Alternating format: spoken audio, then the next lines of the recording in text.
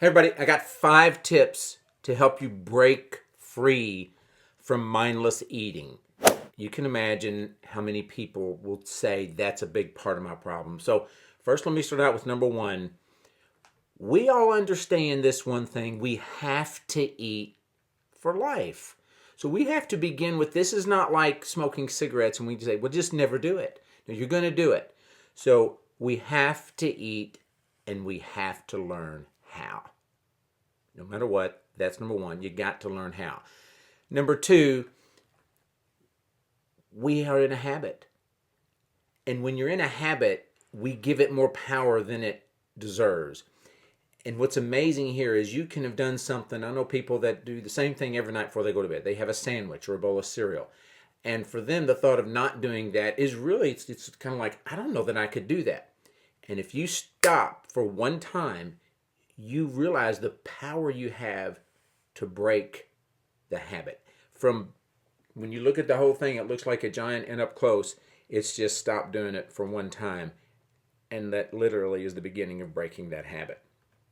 And number 3, we eat when we really don't need to be eating because somebody is wanting to be kind to us and we want to reciprocate with kindness. We just want to be nice. And it takes thought, it takes being intentional. If somebody's offering you something, to figure out, how do I be nice to this person and yet at the same time be kind to myself by not eating this thing?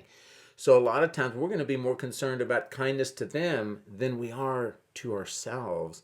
In that situation, we've got to be able to face that, which is very difficult. And for some people, it's just so difficult. They haven't found a way to do that yet. Then it needs to be a higher priority. And for some, it's just recognizing, oh, that is a problem for me. And then they're willing to do it. And you see, once you recognize it's a problem, you're willing to deal with it. You know, there's solutions. There are solutions. And number 4, you're bored. Who doesn't like to eat because of boredom? I have done that. And sometimes it seems to make sense, right? Like if you're driving far, some people are going to keep themselves awake, listen to music. Some are going to smoke cigarettes. Some are going to eat M&Ms. That would be more of what I would tend to do. So you've got to figure out, well, what's my goal here? Because when you're bored, certainly that's something you can do that makes you not bored. So it will work for that, but it does have the side effects. So we've got to find other things that we enjoy doing when we're bored. And that's why in our program, we have a devotion time. You've got to learn how to be bored. You need to be okay being bored.